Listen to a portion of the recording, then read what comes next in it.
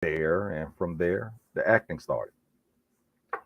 That's where it came from, and now it's just trying to perfect it, trying to be better every time that I get in front of a camera or get on the stage, and just trying to keep it going. Wow. Wow. By the way, something happened with the live, but for those who didn't hear it, he does a lot of stuff. He's a host, he's a model, he's an actor, he's he does a lot of stuff. He's a podcaster. Man, man. So, okay, to restart the whole story again, been he he I'm moved with you. I, around. I you know, I understand sometimes these connections.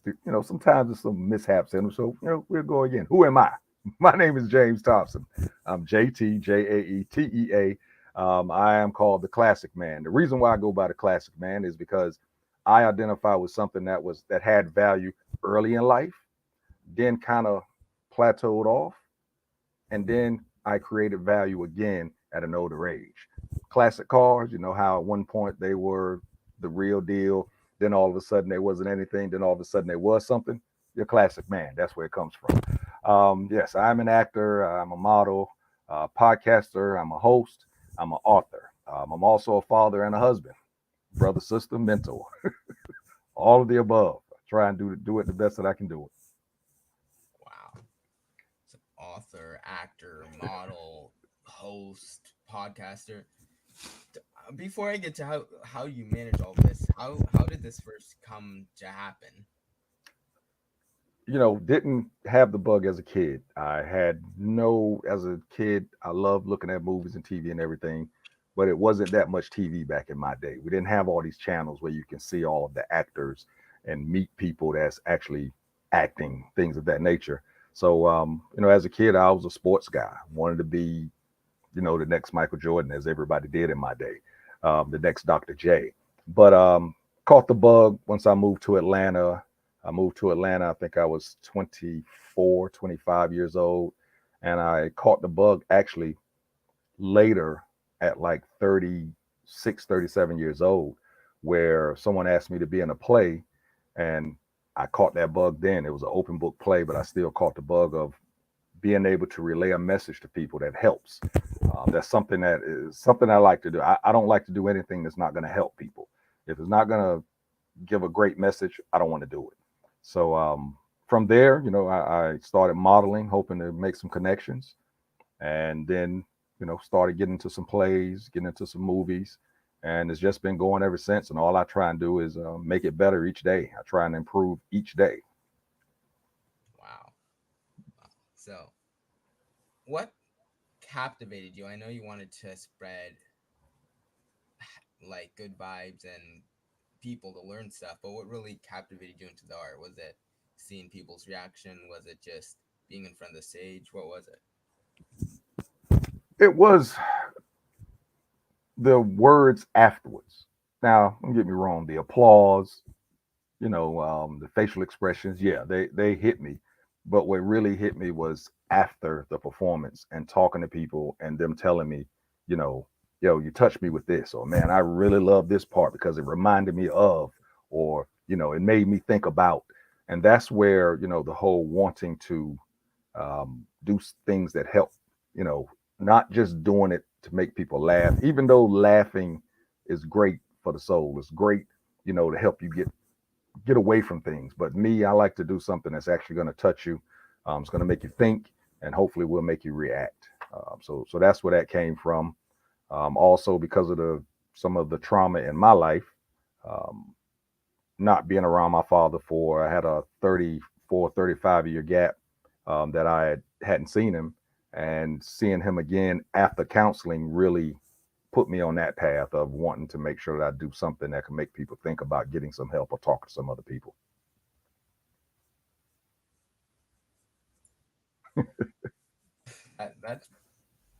That's pretty inspiring. So, how was your transformation from being in an open book play to modeling and auditions and stage and all of that stuff? Well, being in an open book play, like I said, it was just getting the applause and then speaking to people afterwards did it for me. after that, I didn't know anyone that really had connections into the acting world. I was just a guy living in Atlanta having a great time, to be honest with you. Spoke to some people that I did know, and they said, "Hey, do you model?" I said, "I have in the past," and I didn't realize how much I liked it until I got back into it. So once I started doing that, people started reaching out, asking me if I could act, and I was honest. I said, "I believe I can." So if you give me a chance, we'll see what can happen. And that's how it transformed. I went to a modeling school a long time ago. I went to a modeling school, the John Casablanca School of Modeling, won a scholarship to that. I went to that. Oh, wow. It was really a long time ago. I actually had hair then. So that tells you it was a long time ago. And I kind of separated from it because of real life. I became a father and things of that nature. Well, you have to pick and choose, make your priorities. And my priority then was, taking care of my son, even because I was non-custodial. So I could not just be chasing this modeling dream of mine at the time. But my son actually gave me permission to do what I wanted to do once he got older. Once he got about 14, he was like, "Dad, I'm cool. If you want to go and do this and do that, you can. If it's a weekend that you have to do it and I can't come over here, or if even I can come over here, I'm old enough now where I can stay at the house by myself." So that gave me that permission, and that's when I really got into the modeling thing and felt that thing of getting back out there and getting that energy from the people. And it just kept going from there. From there, people was asking me to act, and I gave them the truth and went from there. Wow. So, all right. You first. All right. Let's get to the time zone because I just realized you were a model. You weren't a model. You were a model. Then you became an actor. Then all right. So, how do you what captivated you into modeling the first go round? It's a crazy story, man. I was actually in a Kroger with a girlfriend, the girlfriend of mine at that time, and they were having a contest. It was a contest for the next S Curl man, and she wanted me to go up there and audition. But I wanted to do some shopping because we actually was throwing a barbecue that day, and I wanted to get back. I said, "I'll tell you what, I'll go audition so that we can get this done and we can get back." Well, I auditioned. We went back. Had it a week, 2 weeks later. They told me that I had actually been selected. So I went to one. It was at a club. It was basically a fashion show, but it was still an audition. And I made it to the next round. And then I didn't win it, but I got second place. And with second place, I received the scholarship to the John Casablanca School of Modeling. And that's where modeling came from. Even though I did model when I was a kid, but I didn't. It was fun, but as a kid, any attention you got, you understand what I'm saying. You have a different drive. But back then, it wasn't social media. It only, you know, adoration you got was from people that was actually in the arena when you did something. So I really didn't grasp it at that time, but this time I did. But as I said, real life happened. My son was born. I was actually just starting to get paid modeling gigs. My son was born, and I had to, change my priorities and, put that to the wayside. And I had to, get a real job and start adulting a little bit. And that's the pause where I didn't model. Then I started modeling again. Then I became an actor. From acting, I started hosting. And then after that, I did a book. But at the same time, I was still hosting, not modeling as much. I still have a love for it, but the business kind of pushed me away from it. The business in the city of Atlanta kind of pushed me away from it a little bit. But from there, after doing the book, I got back into the acting thing, and this is when I started getting some roles, some speaking roles. Before I was just doing extra roles, which was great because I got to learn the business. Because I actually want to end up on the other side of the camera, to be honest with you. I think that's where my biggest strengths are. All right. Yeah. All right. Wow. It's it seems like modeling always wanted to come back for you. Like first when you were younger, it's like, come on, come on, come on. And then I'm like, I'll take a break from it. Then I came back another time, like, man, you know, you could do some. And then I was like, all right. But then it come back the third time. Yeah. And actually, it's about to come back again, to be honest with you. Yeah. As I actually won an award, Model of the Year of this organization. And actually, now I've had somebody reach out to me and being in a pretty big show. And if things match up, I think I'm going to do it. So that is a love. That's something that I could do. I could wake up and do it, honestly. Um, it's not much training. I don't want to seem like I'm bragging, but because of the love I have for it and because I actually study it, I study it when I'm not modeling. I love going to fashion shows. I love seeing it. So it is something that it's honestly, that is within my soul. Modeling is within my soul. I don't think I'll ever stop. Be truthful with you. Wow, that's that's pretty cool. Wow. Yeah. So modeling, no modeling, modeling, no modeling, acting. So I know the play and stuff, but how was your experience getting into the acting world and working your way through it? I'm independent, so I don't have an agent or anything like that. So it's like I'm learning on the go. Honestly, I'm learning on the go with it. I study. Um, Looking at show, I look at television shows and movies totally different now. I look at it from the smallest of details to the way the actual background, the scene is. I look at all of that, and I also look at what the actor is doing, the timing, the pauses, the breaths, and things of that nature. Doing the play, God Guys, which you are a part of. Um, I had actually said I wasn't going to do too many more plays or theater anymore because it's a lot of work. And sometimes some of the people are not respective of your time and your life. But I said if I found a play that actually spoke to me and it and an opportunity came to me to be a part of it, I would. God Guys, the first one you were a part of, I was an usher, and it spoke to me deeply. I mean, it spoke to me really deeply. And I said at that moment, if they ever have to recast, I'm going to try and get in that thing. And they did. And here I am. And honestly, this has been one of the most hardest but gratifying projects that I've ever done. I found some different spaces in myself that I didn't know was there, for real. Yeah, Yeah, so I'm really looking forward to this weekend. me too.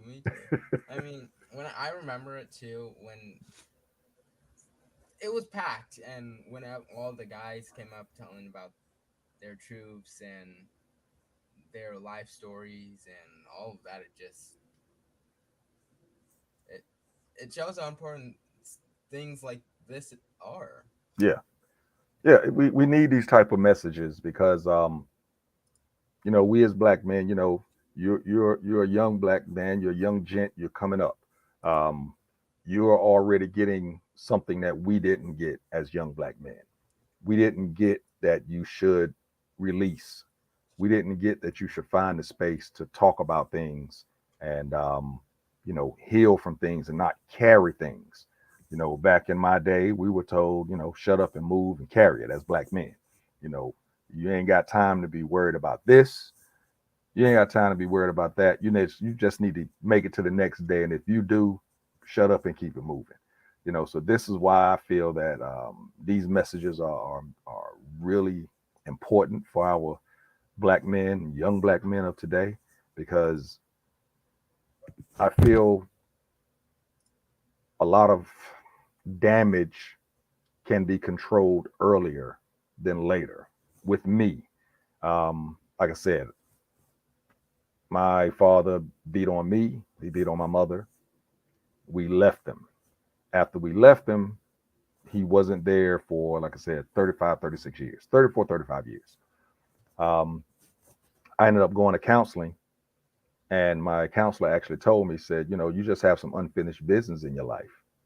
You actually need to go see your father. And I was like, nah, I ain't seen him this long. I don't need him. My counselor said, I'm telling you, you don't even understand what I see. If you go see him, watch what happens. And I went to see him, not looking for an apology, but I went to see him just to see him. But after I saw him, it was amazing to me how things just opened up, how I started seeing things differently, seeing things clearer. It was like seeing standardized television and then all of a sudden seeing things in HD. It was that much of a change in my life. I was able to find a direction and go for it. I wasn't looking for acceptance from anyone. I was able to move freely. I didn't know that I wasn't moving that way before, because again, we didn't think about counseling. So, because I didn't think of counseling, I never knew that I was actually walking in a shadow of actually who I could be. So Mm. that's why I feel these type of plays, these type of messages are, they're needed. Same thing I do with my podcast. We try and talk about things that helps the community. This is one of them. Counseling, I live on it because I'm a product of it. So Yeah. I will always talk about it. And we always bring that into our messages, in the podcast. You were there as a guest before. You've seen it. Yeah. Yes. Yes. But also because it kind of glitched out at the beginning, the audience doesn't know unless they saw the Facebook that we are actually doing a giveaway to win 2 tickets for God Guys. It was pretty cool. So if you're in Atlanta, you got to go see it. And I mean, you have to go see it. Even if this doesn't directly connect with you, it's still an important message to spread and to talk about. So I mean, here are the instructions.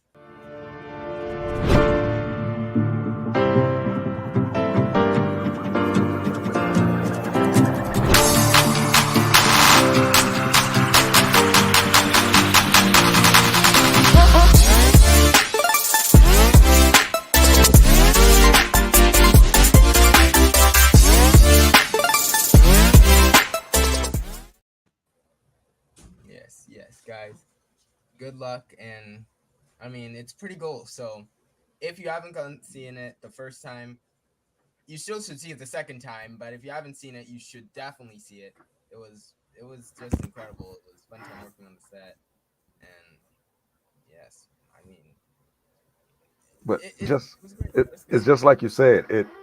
It may not actually affect you, but I promise you will know somebody that knows somebody at least that's going through something that you're going to see on stage or can relate to it.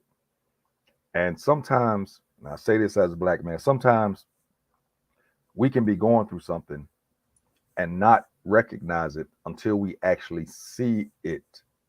As in, your life is great, everything is going well, your bills are paid, you're able to go out to dinner when you want to, you can take a trip here or there, you feel like everything is good. Then when you see somebody else that's kind of in the same realm, but they're having some type of issues, or they're something that's down deep that they haven't been able to let go of, but outside they're showing that everything is good. Once you see that in somebody else, see yourself in somebody else, then that's when you can actually start saying, maybe I do need to speak to someone. Because that's how I ended up doing it. I heard a guy on a radio show said that he was dating a lot of women, good women, but for some reason he couldn't commit to them. And the therapist asked, well, why, what came up in your childhood? He said, well, my father used to beat on my mother a lot. And she basically asked him, said, so do you think that you would beat on your mother a lot? Or you would beat on, a woman a lot, a partner a lot? He said, no. He just said, I just feel that I don't want anybody too close so that doesn't happen. And it just made me think at the time in my life where I was dating good women and never had a bad breakup. I couldn't even think of why we broke up. Mm. The reason why we broke up is because I just would not allow myself to take the next step in life. It's an evolution, and I just wouldn't allow myself to take the next step because I had a blockage there. It's not there anymore. So I seek that counseling. Yeah. So did you ever think of therapy before, but was like, nah, that's not something men do? Or Say that again. I'm sorry, I didn't. have you ever thought of therapy before, but you were thinking that's not something men do? Or I actually never thought of it because I never heard of it. To be honest with you, I may have seen it on television or something, and I would say something. On television, you always see where people go and they're laying on somebody's couch, and the therapist is over there talking with a notebook. And I used to always say, man, I ain't going laying on nobody's couch and telling somebody all my business. I don't know that person. They might go back home and talk about me to their they friends. might I like ain't want to do that. go home, go to the barber shop, be like, this guy, right? Right. Oh, man, this guy crazy. I don't even know why I got here. Exactly. So I never wanted to do it. Early on, I never heard of it. Then when I did started seeing it on television, I never heard of someone actually saying it out loud, to be honest with you. Before I went to therapy, I never heard of someone saying it out loud. And the crazy thing is, if you have, usually, I ain't gonna say if, but usually if you have a job, it's free. We don't even understand that we have free visits to therapy with our insurance. We have no idea because it's almost taboo to speak about. So, I actually went to work that day, checked out my insurance. They said, yeah, you have like 6 free visits.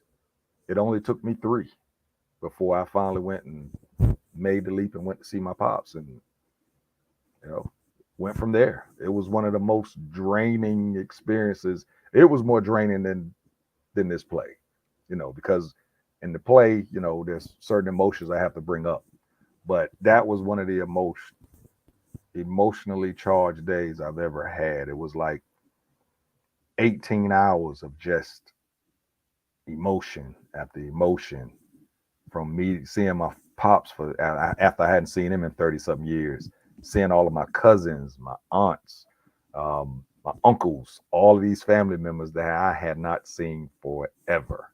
So, but it freed me, So I would do it again if I had to be honest with you, because I know it's on the other side now. So, but no, to answer your question, no, I never thought about therapy before that.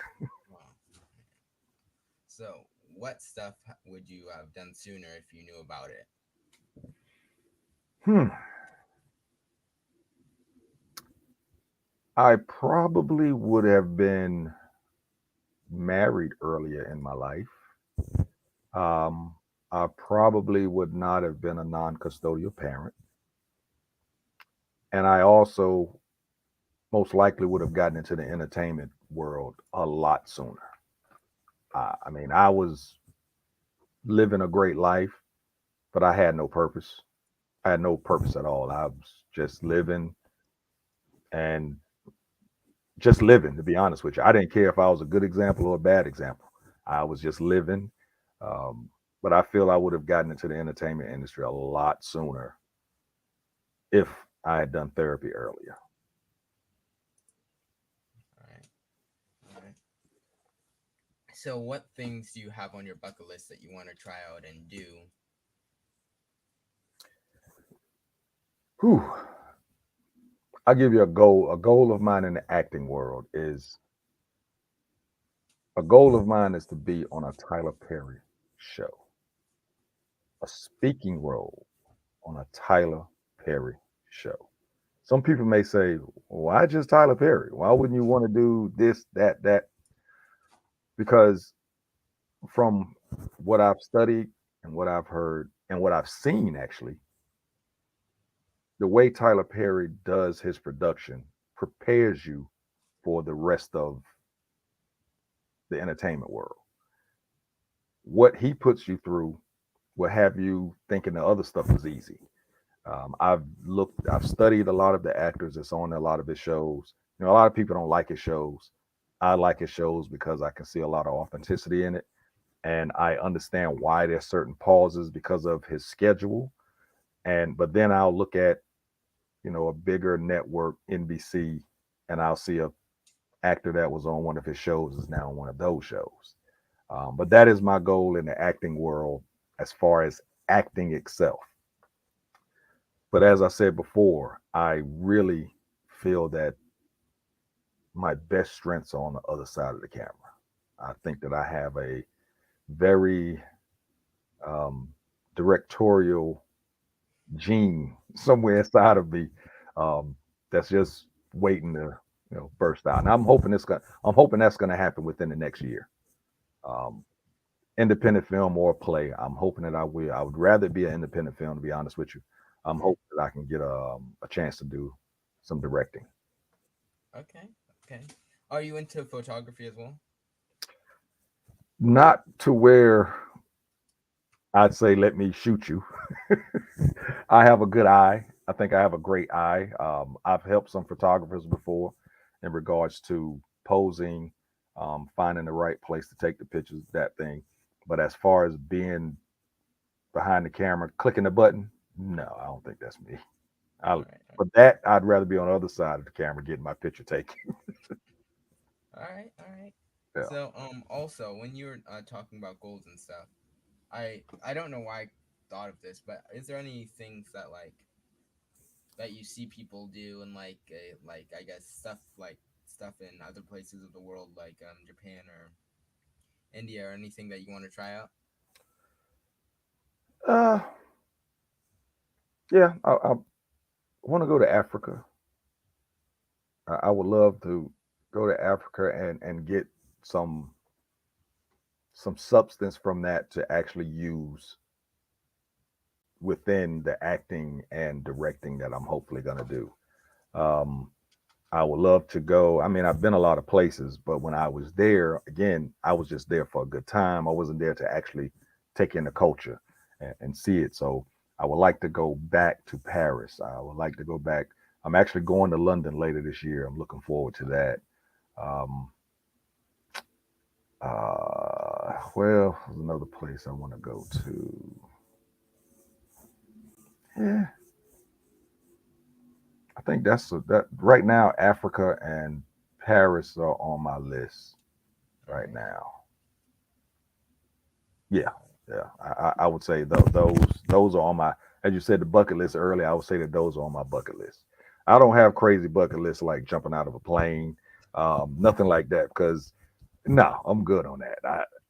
I probably would have done that earlier in life, but now, I'm yeah, fine. I'd rather wait for the plane to land and then step off of it. Honestly, so I don't have any crazy bucket list things like that. In the sports world, I do. There's a couple of different stadiums, a couple of different events that I want to go to. Another bucket list of mine is actually having NBA floor seats for at least half a season. Um, that is on my bucket list. I plan for that to happen within the next 3 years. To be honest with you, might happen next year. Real close to making that happen next year. So we'll see. All right. All right. All right. All right. All right. So you said you've been to you traveled out of the states before. What manifested that? At the beginning, it was the military. When I first went in the military, I was stationed in California. After that, I had the opportunity to go to Europe, so I did go to Europe. I went to Korea for 30 days. It was exercise in the military. Um, I think when I went to Europe, went to Germany, I was in Frankfurt, Germany. It was a great time. I mean, I lived over there for 2.5, 3 years. It was a great time.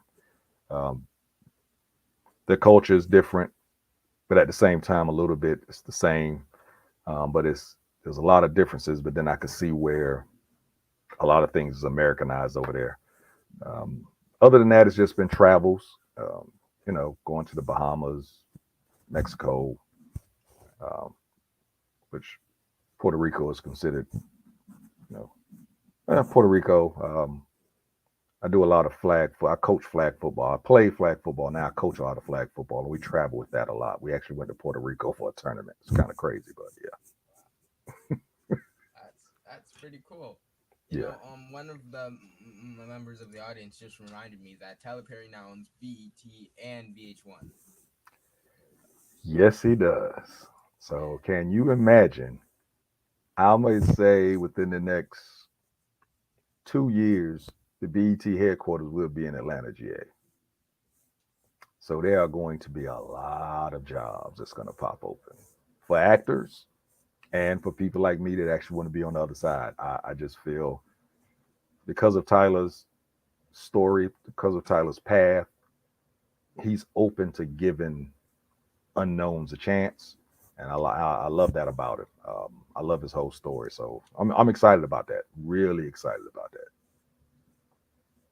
I'm pretty sure what I heard is that BT, the Black Entertainment Television, hasn't been owned by a black person like 25 years.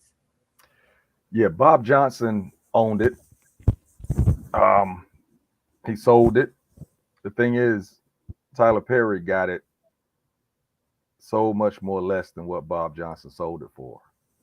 Um, I just feel that once Bob Johnson sold it, it changed some of the projects changed. A lot of things were taken away, and they lost a lot of us. I mean, it's black entertainment television.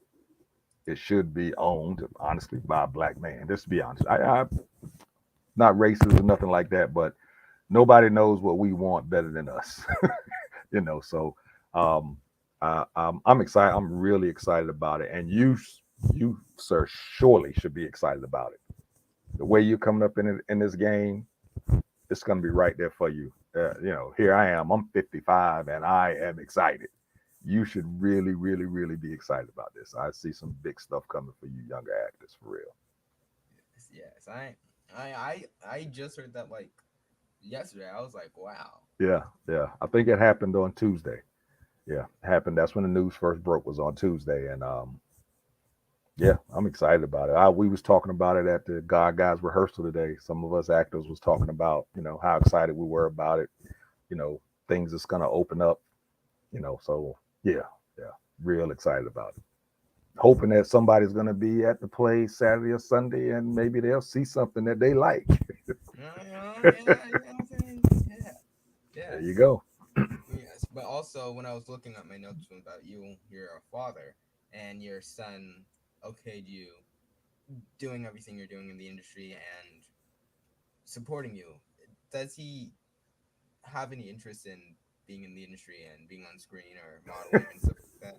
Not at all, man. I tried to get my son to model one time. Actually, I didn't try and get him. I took him to an audition with me, Yeah. and they came running up like, "Hey, man, we would love for it to be father and son walking down the runway together." He was like, "Nah, I'm good. I'm good."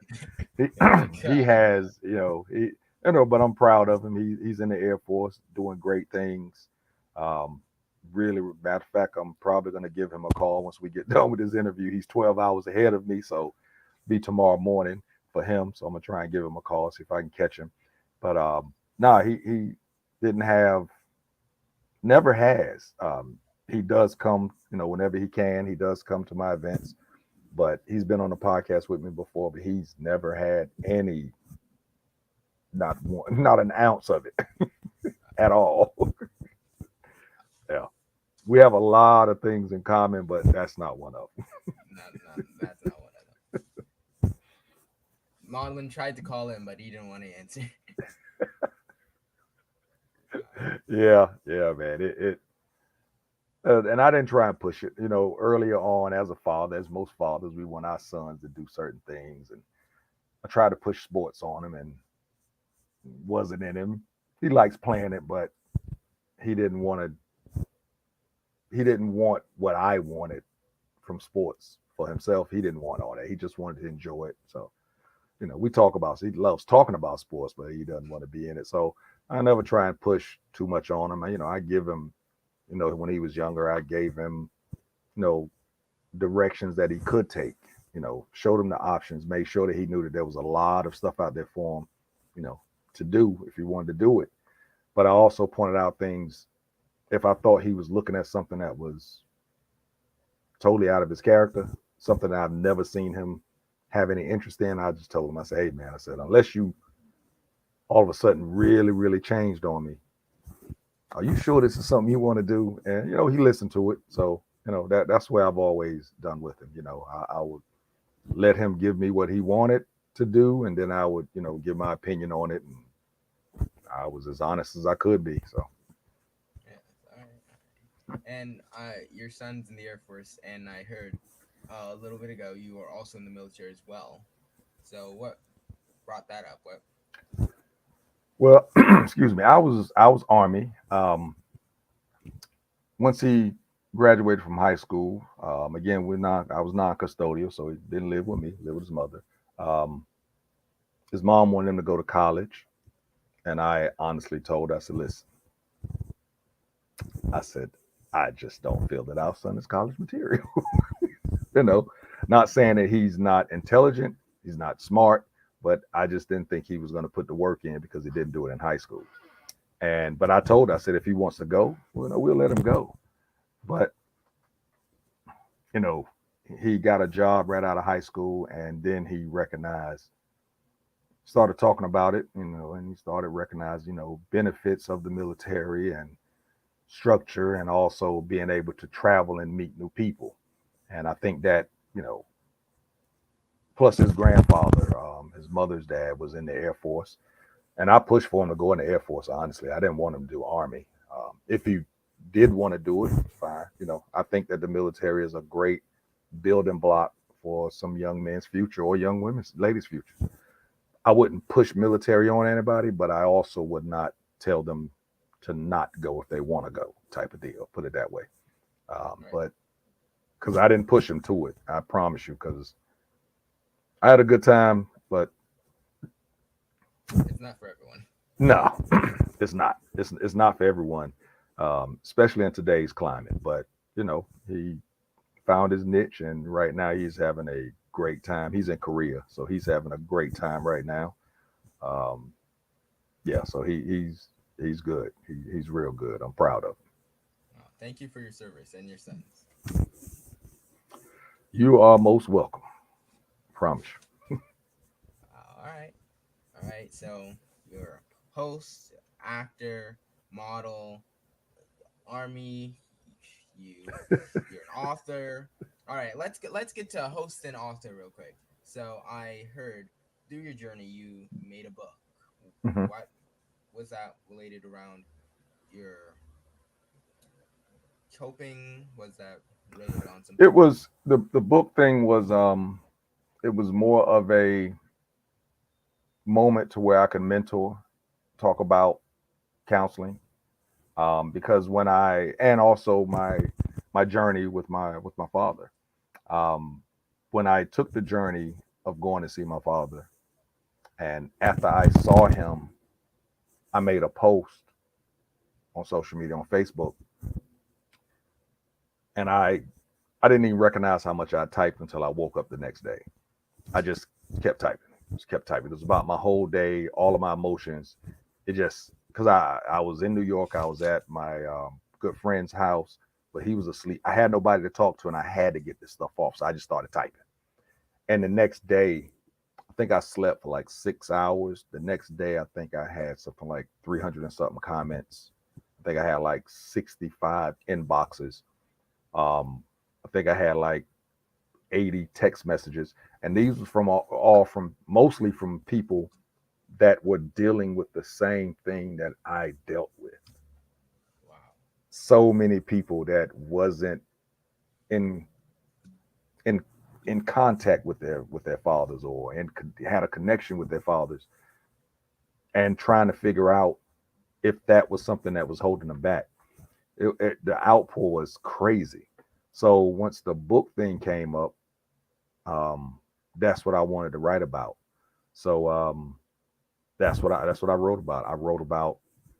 I started off with the journey of hearing the young man on the radio, going to counseling, finally getting to New York, seeing and nobody knew that I was going. Nobody in his family. I just popped up, um, and I ended it with I actually took my son to New York to meet my father on Father's Day.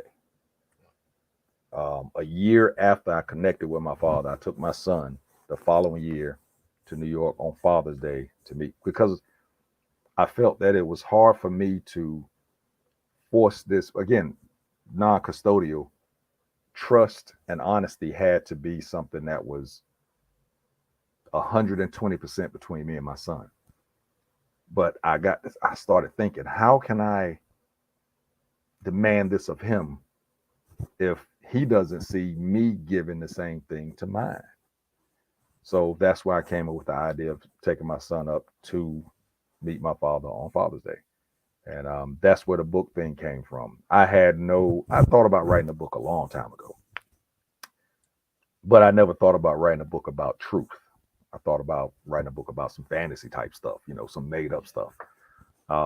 But when somebody reached out to me and asked me to do it, I knew that that's what I wanted to write about so that it could get out to a whole lot more people. Other than them asking me about it, they could actually read it in the book. So that's where that came from. Wow. So, do you still think you might do a fantasy book though?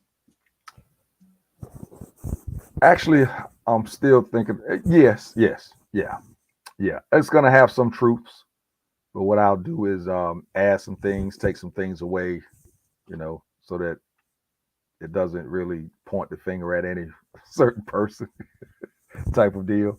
But yeah, I still think I want to write again. Um, I was talking to the person, and him, Coach Chuck Brown. I was talking to him about that recently, about putting my pen back to paper. Or well, I guess now they don't do pen to paper. They typing. So yeah, yeah. I still think I will do it again. This All time I don't want a co-author. This time I want it to be mine from front to back. right. So, where can we buy the book? Book is on Amazon. I would tell you to reach out to me, but no, I'm not selling the copies that I have. Those are for family members. But yeah, the book is on Amazon.com. Um, and I'm trying to think of the website. She gave us a website that you could actually pull it up. Let me pull that up, and I can give that to you. But it's deep. It's basically about 7 men, 9 men. They give different stories about some traumas that they had in life and how they got through them. Um, and one young lady also. Um, and I'm gonna get you that website as we continue. All right, all right, all right, all right. So, it's crazy how all of this may have not happened if you decided to switch the radio. Exactly. Exactly. And honestly, radio at one time was really tough. I really thought that I would have done well at radio, but I kind of like the connection of people being able to see me so that they can make sure they get the seriousness of what I'm speaking about. I think radio you can, but I think you get more seriousness when you can actually look at a video of somebody talking. So that's how I ended up in the podcasting, the podcasting arena type deal. Right. So, getting to host now Hmm. and podcaster, but first let's get to host. What started you on the road to being a host? What got you? Modeling first, modeling, and then still wanting to be a part of modeling, but actually not modeling because I didn't agree with some of the things that was happening in the industry in Atlanta. Mm, So to be a part of it, I said, you know what, maybe I can host and I can still end up modeling maybe for, a designer or two doing the show. So that's what got me into hosting. I started with Tina Bridges of TLA. She gave me my first shot. And after that, it kept going to the point to where I actually won ATL's hottest male host of the year. Didn't Had no idea that was coming because again, I don't do this stuff for the awards. I do it because I enjoy it and I just want to get a message across and make sure when I was hosting, I always gave messages, but I also made sure that people had a good time. So I had no idea that I was going to win the award. I could still, somebody had a video of me winning the award. I wasn't even looking at them getting ready when they was getting ready to announce it. I was looking somewhere else trying to get something to eat, and they announced my name. I was like, wait, what? I had no idea. I had no speech ready or nothing. You didn't even know you were gonna be like nominated. I knew that I was nominated. I just didn't think that I was. You're just I like, hey just man, yeah. I could just be in this event. There's a lot of cool people here.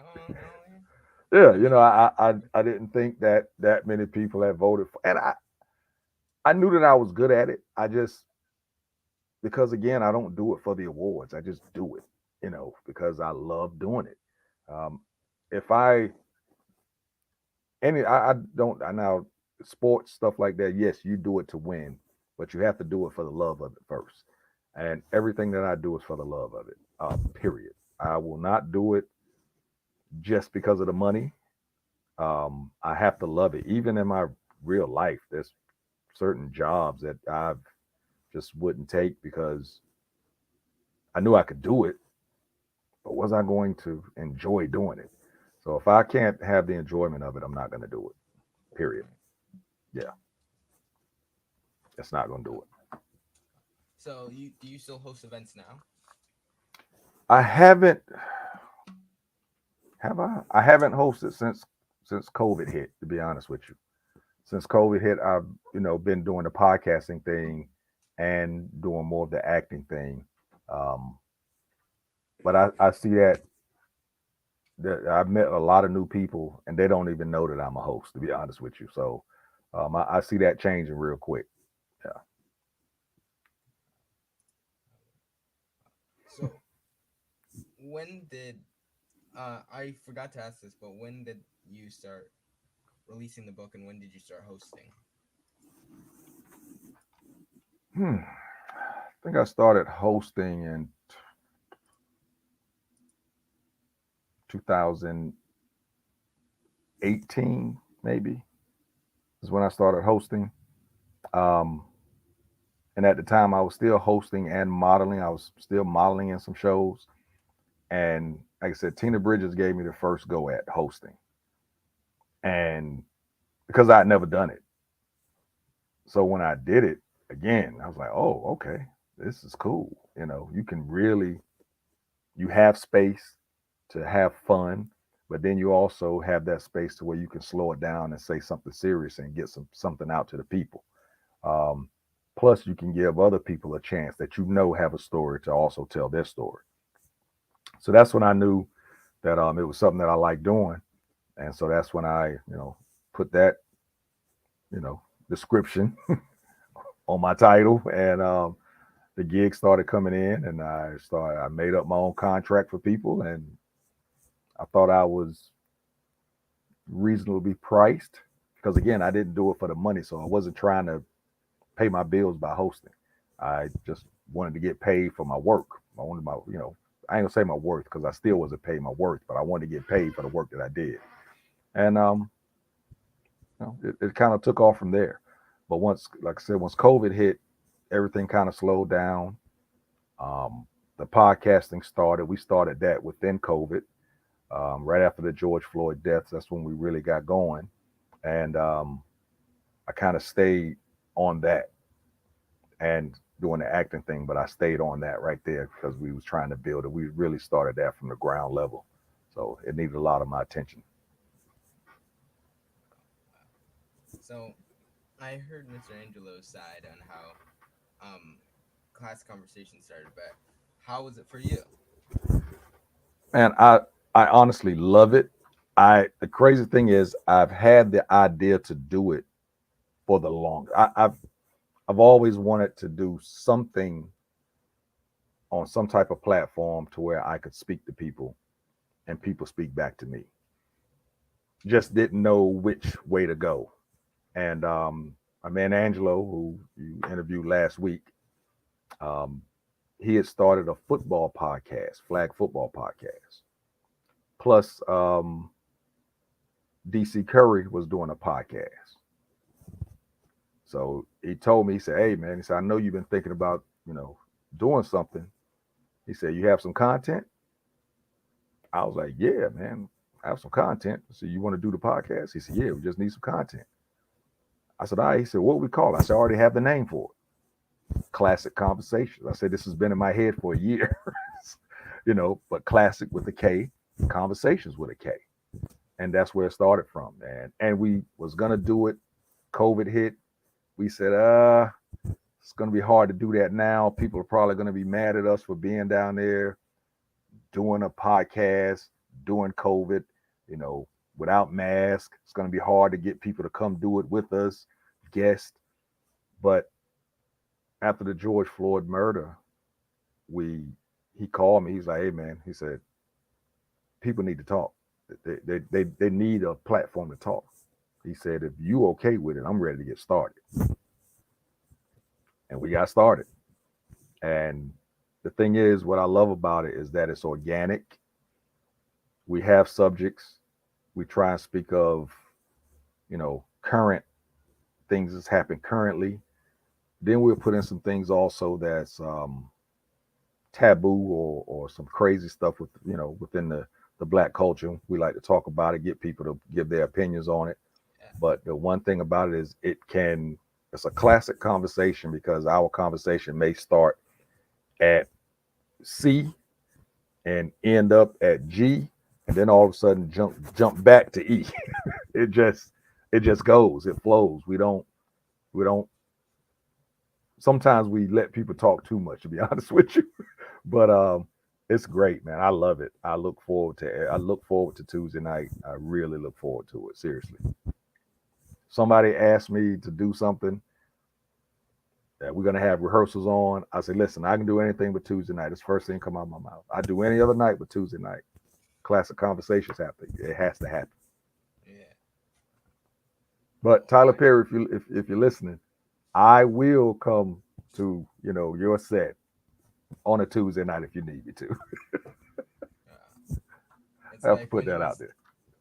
It's like when he called you up, like talking about classic conversations. You already had like the whole plan in your hand, like, Yeah, oh, I'll it just it, going through stuff. it was already there because I had already been thinking about it, man. And so it was already in my head and ready to go. Yeah, and we've been rolling, and we're getting better. And now we're on Spotify. We're on Amazon Music. We got a YouTube channel, so it's picking up. It is picking up. All right, all right, all right. So, what is the next step for you? Hmm. The next step for me personally is trying to figure out if I actually want to get an agent, manager, or join an agency. I've been battling that for a long time, but this is a lot into being independent and providing for your family and trying to do this also. So I have to make my mind up on that. Classic Conversations is going to keep going. You will see me on a runway before the end of this year. Um, God Guys, a stage play. We're hoping that it's going to go on the road. And I was casted for BMF, so I'll be in BMF season. What is it? Season 2, season 3? But I'll be in BMF Wow. this year. Trying to think. I did something else also, but sometimes you film something that may not come out to the following year. I did. Oh, it was a movie. I think it's going to be on BET or TV1. I was a I was casted as a prison guard, but then when I got there, they said, "No, we actually want you to be one of the actual inmates. We're going to make you the OG on the yard." So I can't think of the name of it, but that's supposed to come out next year also. But yeah, I'm keep moving, man. Letting people know that 55 is not too old to keep it going. You know what I'm saying? Try and stay in shape. You know, be a better husband, be a better father. Just keep being better. That's my goal. My lifelong goal is to always improve. All right, all right, all right. Well, also when I was looking through my notes again, I forgot to talk about Family Feud. Yeah, that was so much fun. We didn't win, but it was fun. And honestly, Steve Harvey we spoke. It was probably 30 to 40 seconds after we had lost and everybody came together. A family feud after the other family, the losing family comes out. So we came out, and when I shook his hand, he pulled me in. He said, "Listen, man," he said, "I see something."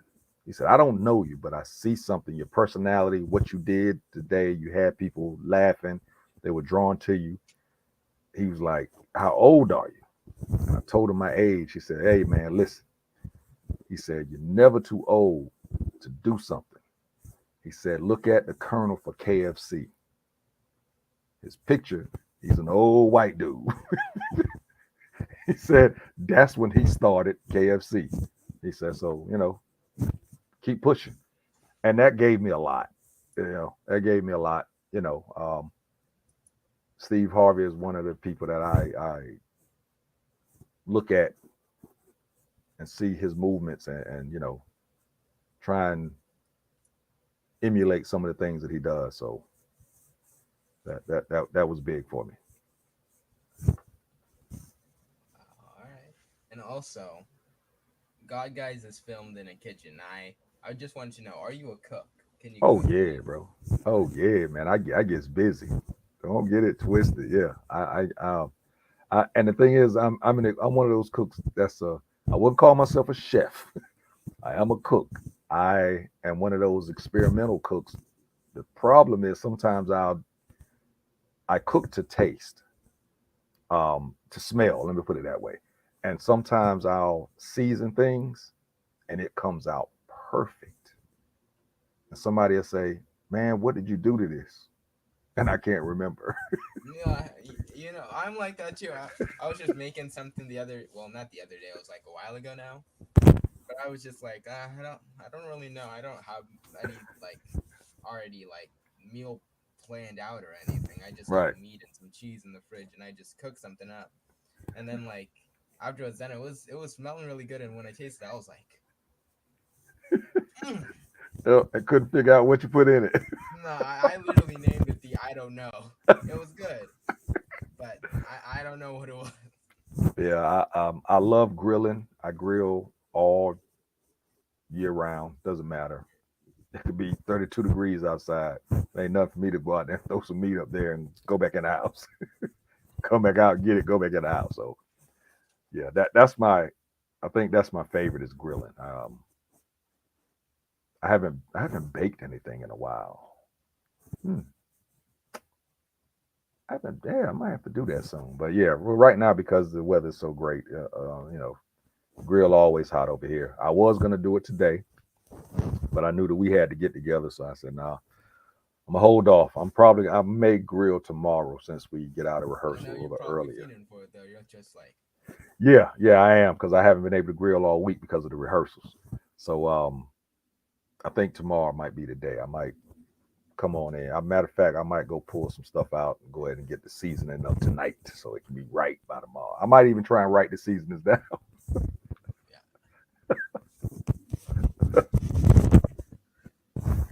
all right, all right, hey, man. I So when did and you? and also I couldn't find the website, but I know it's on Amazon. The name of the book, and I can't even believe I didn't tell you guys that it's Life, Love, and Lockup Two.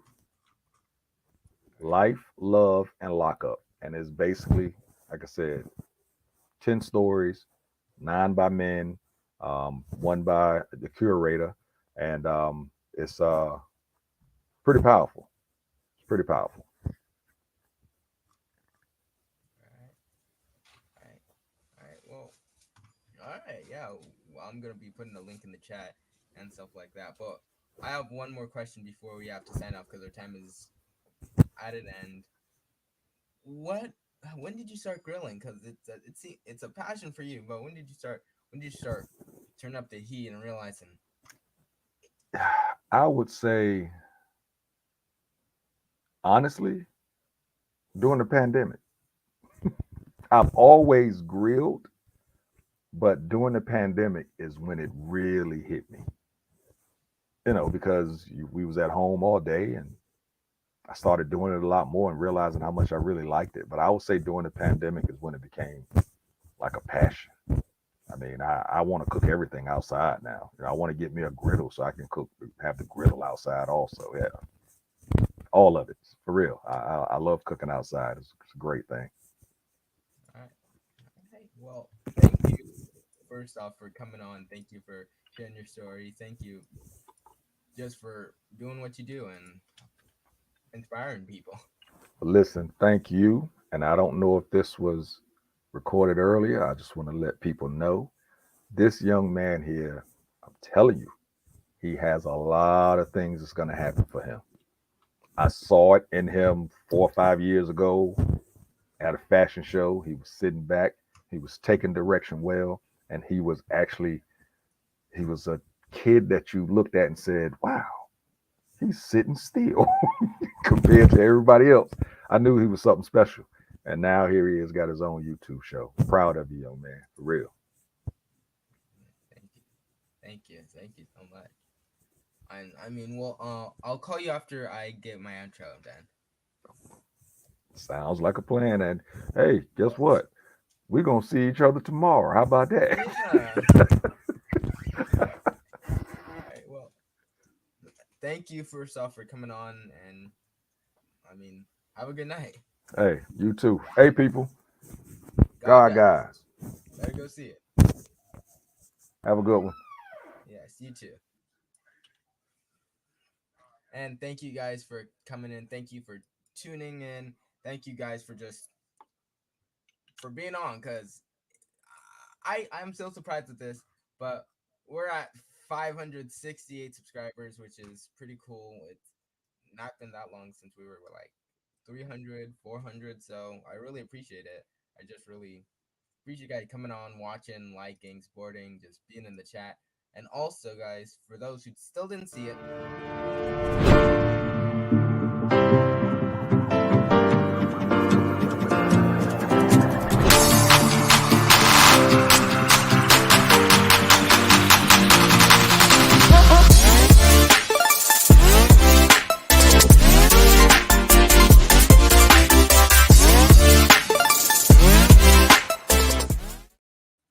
and yes, we are giving away a couple God Guys tickets, and that's for the people in Atlanta who just want to see the show, or if you're traveling to Atlanta and want to see it. It's really good. It's pretty important and packs the heart. It's just you need to see it for yourself. That's all I'm saying. It's pretty cool. You saw the instructions. You could rewind it to see it again. But yeah, there's an Instagram post. You could post it and do all the stuff there as well. But just thank you guys, and also you saw my interview last week. You probably saw the Facebook and stuff. But this is it. 40th year anniversary happened Saturday or Sunday. Can't remember the exact date, but it was incredible. The documentary was incredible. It was just so heartwarming and so inspiring to see. And we're definitely going to this is it a lot more now. And it's just pretty cool. And also, I picked up these bad boys as well. Yes. Yes, I'm now becoming a partner, and I'm gonna have a lot of links in the chat with everything, including my new stuff, the God Guys links, the sunglasses, because this guy, I mean, these are I mean, I have some of the really, really nice ones he got me in the back, and it's just I mean, look at them, look at them. Tinted. I mean, they're incredible, they're incredible, they're incredible. So thank you guys. Thank you for hopping on. Make sure you like and subscribe and like, hit the bell, share the video, and just guys, stay tuned. Peace.